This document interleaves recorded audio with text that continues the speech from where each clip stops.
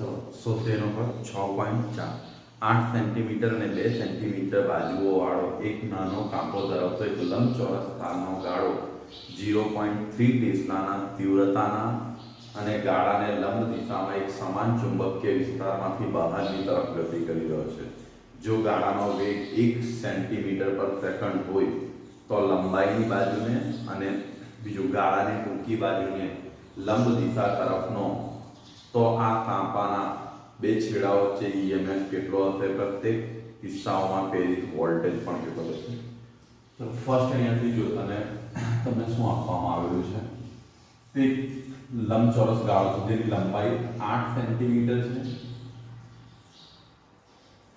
પહોળાઈ તમને 2 સેન્ટીમીટર આપવામાં આવેલી છે, ચુંબકીય ક્ષેત્ર 0.3 ટેસ્લા અને વેગ 1 સેન્ટીમીટર પર સેકન્ડ છે. તો જો આ એક્ઝામ્પલમાં શું કરવામાં આવ્યું છે, એક ચુંબકીય ક્ષેત્ર છે જે પૃથ્વીની સપાટી આ રીતે લંબ રૂપે છે, અંદર જતી દિશામાં આપણે લઈ લઈએ છીએ. આ રીતનું એક ચુંબકીય ક્ષેત્ર છે જે લંબ રૂપે અંદર જતી દિશામાં છે. હવે એની અંદર શું કરવામાં આવ્યું છે, એક લંબચોરસ ગાળો મૂકવામાં આવ્યો છે. લંબચોરસ ગાળો એટલે કે આ રીતની રચના હશે. એક લંબચોરસ ગાળો આ રીતે મૂકવામાં આવ્યો છે.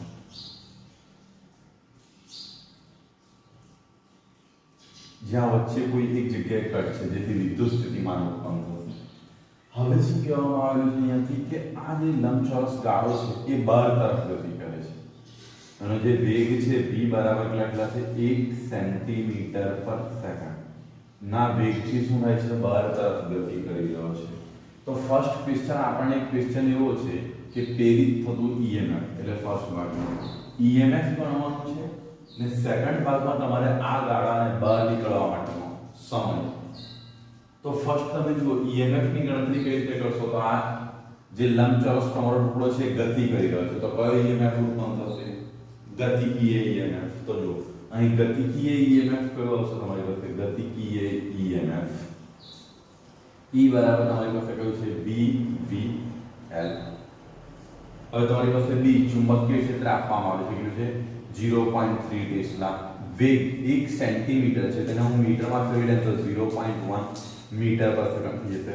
લંબાઈની વાત કરો તો અહીંથી ખાસ ધ્યાન રાખજો, તમારા આ ભાગની લેન્થ 8 સેન્ટીમીટર છે અને આ તરફની લેન્થ 2 સેન્ટીમીટર. બટ યાદ રાખો ચુંબકીય ક્ષેત્રમાં તમારી જે તરફની ગતિ હોય તેને લંબ વેગ તમે ધ્યાનમાં લો છો. ખાસ ધ્યાન રાખજો. તો આ તમારી લંબ સાઈડ છે ને ગતિ આ તરફ છે એટલે કઈ સાઈડની લેન્થ કન્સિડર થશે, આ તરફની લેન્થ કન્સિડર થશે. ક્લિયર અહીંથી ખબર પડવી જોઈએ. તો આ તમારું કેટલું આવશે લેન્થ એની 8 સેન્ટીમીટર છે તો 0.08 એટલે કેટલું આવશે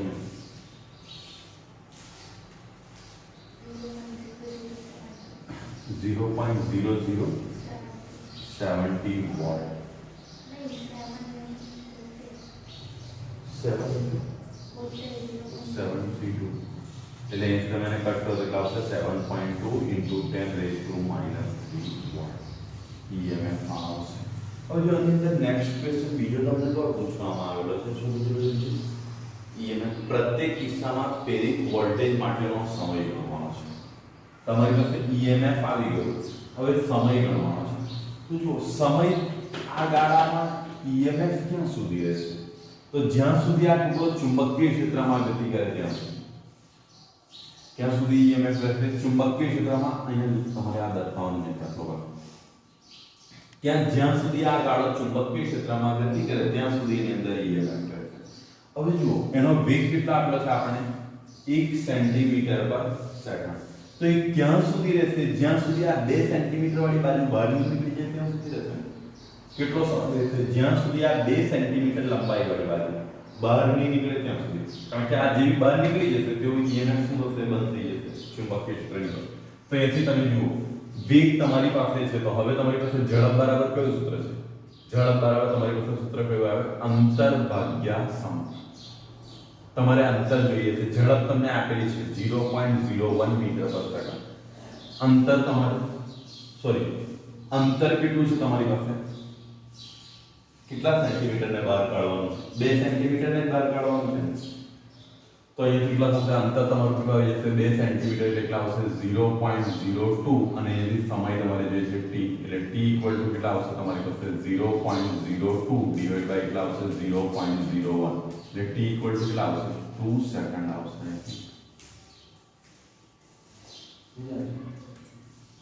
હવે જો આની અંદર એક બીજો પ્રશ્ન શું કહેવામાં આવ્યો છે તો બીજા પ્રશ્નમાં પણ કંઈક આ રીતનું ચુંબકીય ક્ષેત્ર છે તમારી ચુંબકીય ક્ષેત્રની પોઝિશન આ રીતે જ આપવામાં આવેલી છે સેમ ટુ સેમ બટ આ કેસમાં તમારો ગાળો આ રીતે મૂકવામાં આવેલો છે આ રીતની રચના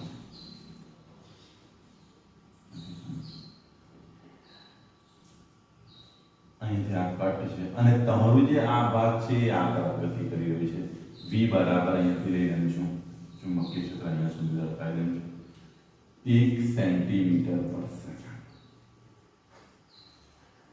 બંનેના એક્ઝામ્પલમાં સમજવાની ટ્રાય કરજો આ 8 સેન્ટીમીટર ને આ 2 સેન્ટીમીટર હવે જો આની અંદર તમને EMF પૂછે છે EMF એટલે સીધી વસ્તુ છે તમારો વેગને લંબ ભાગ લેવાનો વેગને લંબ એટલે આ તમારી લંબાઈ થઈ જશે ને તો અહીંયા EMF નો કેસ કેટલા આવશે EMF બરાબર તમારી પાસે v l લખો છો ને બટ l ની જગ્યાએ અહીંયા તમારી પહોળાઈ આવી જાય છે ને લંબચોરસ ઉંચળાની એટલે અહીંયા તમારે શું લખવું પડશે b પહોળાઈ માટે કયો સિમ્બોલ લઈએ b હવે તમને ચુંબકીય ક્ષેત્ર કેટલું છે 0.3 ટેસ્લા વેગ કેટલો છે તમારી પાસે 0.1 અને એની પહોળાઈ કેટલી આપેલી છે 0.02 એટલે કેટલા આવશે એનું સાદું જો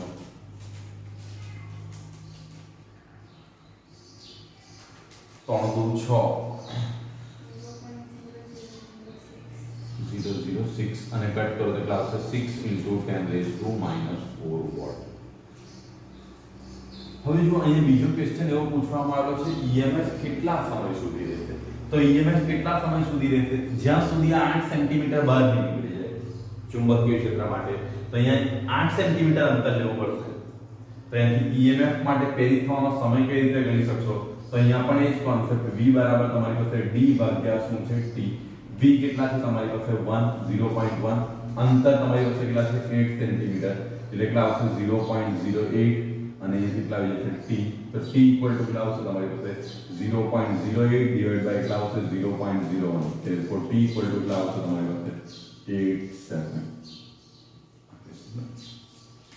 ફરીથી આ એક્ઝામ્પલ ને જોવાની અંદર શું કહેવામાં આવે છે એક ચુંબકીય ક્ષેત્ર છે આ તરફ ધ્યાન આપજો ચુંબકીય ક્ષેત્ર શું છે અંતર તરફ જાય છે એની અંદર એક લંબચોરસ આ રીતનો ગાળો મૂકવામાં આવ્યો છે એ લંબચોરસ ગાળો એવા પોઈન્ટ પર છે કે બહાર નીકળવાની ટ્રાયમાં છે એકદમ તૈયારીમાં છે બે કેસ આપવામાં આવે છે તો ફર્સ્ટ કેસ ની અંદર તમારો લંબચોરસ ગાળો આ રીતે મૂકવામાં આવે છે લંબાઈને સમાંતર છે અને બહાર તરફ નીકળી રહ્યો છે હવે જો બહાર તરફ નીકળે તો તેની અંદર EMF તમારે આ લંબચોરસ ગાળાની કઈ બાજુને ધ્યાનમાં લેવાની જે વેગને લંબ હોય છે તો જો વેગ આ તરફ છે તેને લંબ કઈ તરફ બાજુ છે આ તરફ થશે એટલા માટે એની લેન્થ લીધી v l એટલે 8 સેન્ટીમીટર લીધી હવે આના માટે સમય ગણવા કીધો સમય એટલે ખાસ ધ્યાન રાખજો જ્યાં સુધી આ લંબચોરસ ભાગ બહાર નીકળે હવે બહાર નીકળવા માટે તેને આટલું જ અંતર કાપવું પડશે 2 સેન્ટીમીટર એટલે ત્યારે અંતર 2 સેન્ટીમીટર ધ્યાનમાં લીધું બીજા કેસની અંદર આ જ લંબચોરસ ગાળો પણ કઈ રીતે મૂકવામાં આવે છે પહોળાઈને સમાંતર છે હવે આ કેસની અંદર તમારે EMF ગણવાનું છે તો EMF માં મેં તમને પહેલા જ કીધું પ્રેરિત EMF માં કયો ભાગ આવવો જોઈએ તમારા વેગને લંબ બાજુ ધ્યાનમાં લેવાની વેગ આ તરફ છે તેને લંબ બાજુ કઈ થશે આ સાઈડની થશે એની લેન્થ કેટલી છે 2 સેન્ટીમીટર એટલે એને ધ્યાનમાં લીધું 2 સેન્ટીમીટર બટ આમાં EMF ક્યાં સુધી પ્રેરિત થશે જ્યાં સુધી આ સંપૂર્ણ ભાગ બહાર નહીં નીકળે બહાર નીકળવા માટે કેટલું અંતર કાપવું પડશે 8 સેન્ટીમીટર તો ત્યારે લેન્થ કઈ લીધી 8 સેન્ટીમીટર અને સમય ખબર પડી એની અંદર ઘણા હતા સ્વાધ્યાય 6.5 એની અંદર શું કહેવામાં આવ્યું છે 1 મીટર લાંબા ધાતુના સળિયાને લંબ તેની કોઈ એક છેડામાંથી પસાર થતી અક્ષને અનુલક્ષીને 400 રેડિયન પર સેકન્ડની કોણીય આવૃત્તિથી ભ્રમણ આપવામાં આવે છે આ સળિયાનો બીજો છેડો વર્તુળાકાર ધાતુની રિંગના સંપર્કમાં રહેલો છે અક્ષને સમાંતર તેનું 0.5 ટેસ્લાનું અચળ અને એક સમાન ચુંબકીય ક્ષેત્ર અસ્તિત્વ ધરાવે છે તો આ રિંગ અને રિંગના કેન્દ્ર અને રિંગ વચ્ચે EMF ની ગણતરી કરો હવે જો અહીંયા શું કહેવામાં આવ્યું છે તો ફર્સ્ટ એક ચુંબકીય ક્ષેત્ર હું ધારી લઉં છું. ચુંબકીય ક્ષેત્ર આપણે અંદર જતી દિશામાં ધારી લઈએ. આ રીતના એક ચુંબકીય ક્ષેત્ર આપવામાં આવે છે જે અંદર જતી દિશામાં છે.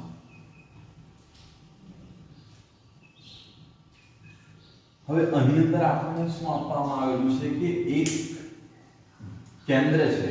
કેન્દ્ર એટલે સપોઝ આ ચુંબકીય ક્ષેત્ર આ રીતે અંદર જતું હશે. હવે એની આસપાસ ધાતુનો એક સળિયો છે એટલે આ રીતનો છે.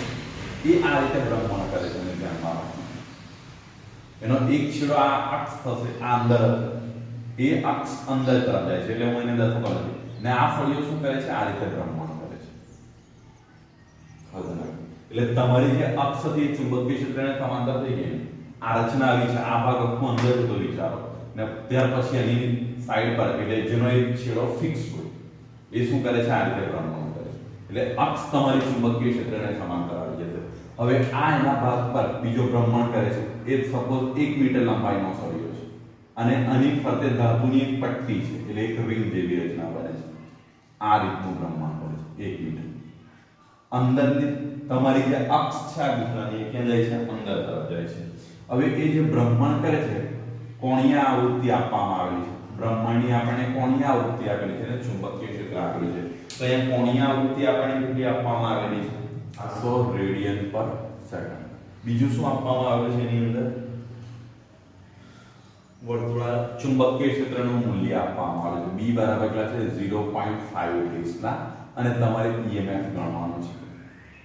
હવે આ રીતનો આપણે એક એક્ઝામ્પલ પર સોલ્વ કર્યો, ઉદાહરણ પર સોલ્વ કર્યો યાદ હોય તો વર્તુળાકારનો. એની અંદર આન્સર શું આવ્યો તો પ્રેરિત EMF. એ તમને ડાયરેક્ટ યાદ જ હોવું જોઈએ કે પ્રેરિત EMF E = શું હતું? 1/2 અને શું હતું? B omega L² otherwise R² લખતા હતા.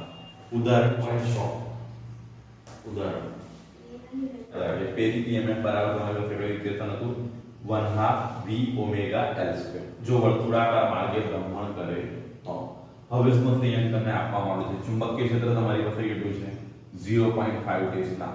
ઓમેગા તમને કેટલા આપવામાં આવે છે? 400 અને અહીંયા લેન્થ કેટલી થશે? 1 મીટર એટલે આટલા થઈ જશે.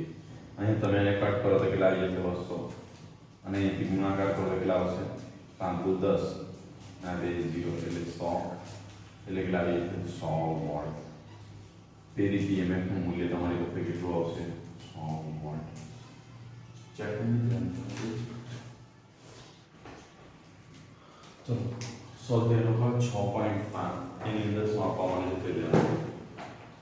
પૂર્વથી પશ્ચિમ સુધી વિસ્તરેલ 10 મીટર લંબાઈનો સમક્ષિતિજ સીધો તાર 5 મીટર પર સેકન્ડના ઝડપથી પૃથ્વીના સમક્ષિતિજ ચુંબકીય ક્ષેત્રનો ઘટક 0.30 × 10⁻⁴ વેબર પર મીટર સ્ક્વેર ને લંબરૂપે નીચે પડી રહ્યો છે. તો આ પ્રેરિત EMF નું તાત્ક્ષણિક મૂલ્ય, આ EMF ની દિશા અને તારનો કયો છેડો ઊંચા સ્થિતિમાને હશે તે ગણો. અને લેન્થ આપણને કેટલી આપવામાં આવે છે? એની લંબાઈ 10 મીટર. બીજું તમને શું આપવામાં આવે છે? વેગ.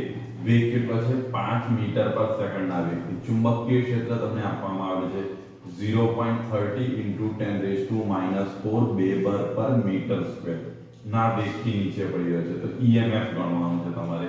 EMF ની દિશા તમારે ગણવાની છે. બીજું કયો છેડો ઊંચા સ્થિતિમાને હશે. હવે અહીંયા સમજવાની ટ્રાય કરજો શું કહેવામાં છે. પૃથ્વીનું ચુંબકીય ક્ષેત્ર કંઈક આ રીતે અસ્તિત્વ ધરાવે છે. સમક્ષિતિજ એટલે આ રીતે એનું મૂલ્ય આપણને આપવામાં આવે છે BH. સમક્ષિતિજ ચુંબકીય ક્ષેત્રનું મૂલ્ય કેટલું છે? 0.30 × 10⁻⁴ વેબર પર મીટર સ્ક્વેર. આ સમક્ષિતિજ ચુંબકીય ક્ષેત્ર છે. હવે એને લંબરૂપે એક સળિયો નીચે પડી રહ્યો છે એટલે સળિયો આ રીતે ગતિ કરી રહ્યો છે.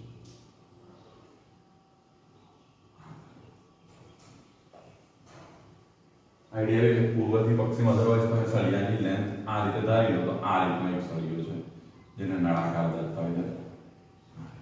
એની લંબાઈ આપણને આપવામાં આવે છે 10 મીટર અને સળિયાનો જે વેગ છે નીચે પડવાનો એટલો આપવામાં આવે છે 5 મીટર પર સેકન્ડના વેગથી નીચે પડે. એમ પર તમે જો તમારી દિશા આ રીતે જ આવે છે. આ તરફ તમારી કઈ દિશા આવે છે?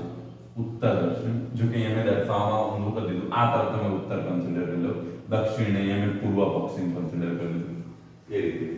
સળિયો પૂર્વથી પશ્ચિમ તરફ આવી રહ્યો છે શાંતિથી બાકી તમારે ચુંબકીય ક્ષેત્ર આમ દર્શાવશો તો સળિયાની ગતિ આમ બતાવવી પડશે બટ એક આ રીતની પોઝિશન છે હવે સળિયો જુઓ ચુંબકીય ક્ષેત્ર પૃથ્વીનું ચુંબકીય ક્ષેત્ર એટલે આ રીતે કન્ટિન્યુ અસ્તિત્વ ધરાવતું છે આ રીતે પૃથ્વીનું ચુંબકીય ક્ષેત્ર જેની અંદર તમારો સળિયો આવીને ગતિ કરવાનો છે તો EMF ગણવાનું છે ખાસ ધ્યાન રાખજો અહીંયા તમારી પૂર્વ દિશા છે આ તરફ ને આ તરફ તમે પશ્ચિમ દિશા કન્સિડર કરી છે સળિયો નીચે તરફ આવી રહ્યો છે તો શું પોઝિશન થશે EMF ગણવાનું છે તો EMF બરાબર કયું લખશો VVL ચલો તમારી પાસે ચુંબકીય ક્ષેત્ર કેટલું આપવામાં આવ્યું છે 0.30 × 10⁻⁻⁴ અને અહીંથી વેગની વાત કરવામાં આવે તો કેટલા છે 5 ને અહીંથી તમારી પાસે લંબાઈ કેટલી છે 10 એટલે તમે અહીંયાથી અને ગુણાકાર કરો તો કેટલા થશે 3 એટલે 5 તાળી 15 આવી into 10⁻⁴ એટલે 1.5 × 10⁻³ વોટ EMF નું મૂલ્ય કેટલું આવશે તમારી પાસે 1.5 × 10⁻³ આવશે -3 વોટ હવે બીજો સવાલ આપણને એ પૂછેલો છે EMF ની દિશા કઈ છે ક્વેશ્ચન એ છે ને હવે જો તમને ખબર છે લેન્ઝના નિયમ મુજબ અહીંયાથી ખાસ ધ્યાન રાખજો સળિયો જે ગતિ કરી રહ્યો છે પૂર્વથી પશ્ચિમ દિશા તરફ ગતિ કરી રહ્યો છે નથી ખબર તો જે EMF ઉત્પન્ન થશે એની કઈ દિશામાં હશે EMF શેના કારણે ઉત્પન્ન થાય છે ફર્સ્ટ અહીંયાથી સમજવાની ટ્રાય કરો સળિયો આ તરફ ગતિ કરે છે એના કારણે ઉત્પન્ન થાય છે ચુંબકીય ક્ષેત્રની અંદર તો લેન્ઝના નિયમ મુજબ EMF શું કરવું જોઈએ એનો વિરોધ કરવો જોઈએ તો EMF ની દિશા કઈ હોવી જોઈએ પશ્ચિમથી પૂર્વ તરફ એટલે જો અહીંયા લેન્ઝના નિયમ અનુસાર સળિયામાં EMF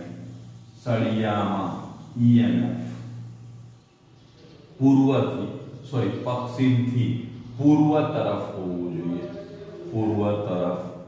હોવું જોઈએ એની અંદર કઈ દિશામાં હોવું જોઈએ પશ્ચિમથી પૂર્વ તરફ હોવું જોઈએ હવે બીજો સવાલ આપણી પાસે એ છે કે આ EMF જે છે EMF ની દિશા આપણી પાસે આવી ગઈ સેકન્ડ આપણે પૂછ્યું છે કયો છેડો ઊંચા સ્થિતિમાં હશે હવે તમે સિમ્પલ અહીંયાથી ધારી લો કે પાણી દાખલા તરીકે આ રીતે ઉપરથી નીચે તરફ જાય છે તો આ છેડો ઊંચા સ્થિતિમાં છે તે રીતે EMF કઈ દિશામાં છે પશ્ચિમથી કઈ તરફ છે પૂર્વ તરફ છે તો કયો છેડો ઊંચા સ્થિતિમાં હોવો જોઈએ પશ્ચિમ છેડો કારણ કે EMF કઈ દિશામાં પશ્ચિમથી પૂર્વ ક્યારે જશે જો આ છેડો ઊંચા સ્થિતિમાં હશે તો જ હશે આથી શું લખી શકાય અહીં સળિયાનો પશ્ચિમ છેડો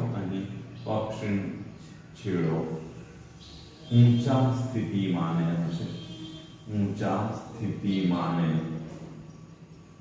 હશે સળિયાનો કયો છેડો ઊંચા સ્થિતિમાં હશે પશ્ચિમ છેડો ઊંચા સ્થિતિમાં ક્લિયર ખબર પડી આ દાખલાની અંદર એટલે આ ત્રણ સવાલો છે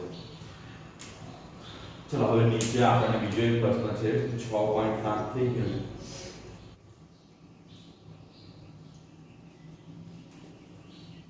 શું આપવાનું છે જેટ વિમાન 1800 કિલોમીટર પર કલાક આપણે આપવાનું છે 1800 કિલોમીટર પર કલાક ની ઝડપે પશ્ચિમ તરફ ગતિ કરે છે જો આ સ્થાને પૃથ્વીના ચુંબકીય ક્ષેત્રનું મૂલ્ય B બરાબર છે 5 × 10⁻⁴ ટેસ્લા હોય અને ડીપ એંગલ આપણને આપવામાં છે phi કેટલા હોય 30 ડિગ્રી હોય તો પાકના બે છેડા વચ્ચેના ગાળાની લેન્થ આપેલી છે 25 મીટર હોય તો ઉત્પન્ન થતો વોલ્ટેજ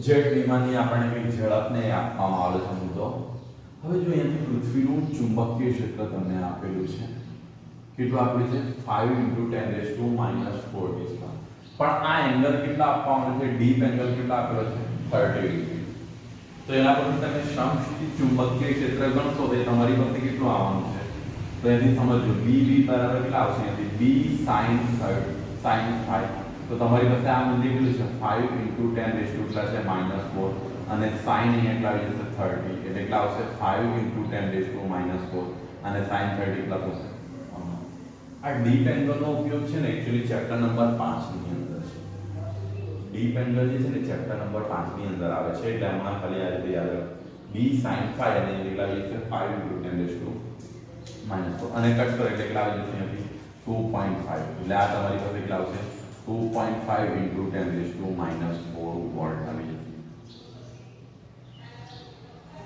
તમારી પાસે સંબંધ છે. હવે તમારે શું જે છે અહીંયા ઈએમએફ, તો ઈએમએફ તમે કઈ રીતે ગણશો અહીંયાથી વી વી વી એલ. તો આ મૂલ્ય કેટલું છે 2.5 into 10 raised to minus 4.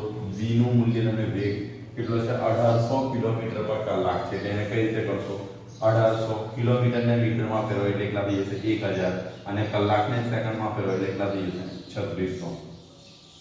અને એલ લેન્થ કેટલી આપવામાં આવી છે તમને 25 મીટર. આનું સાદું રૂપ આપો એટલે કેટલું થતું તમારી પાસે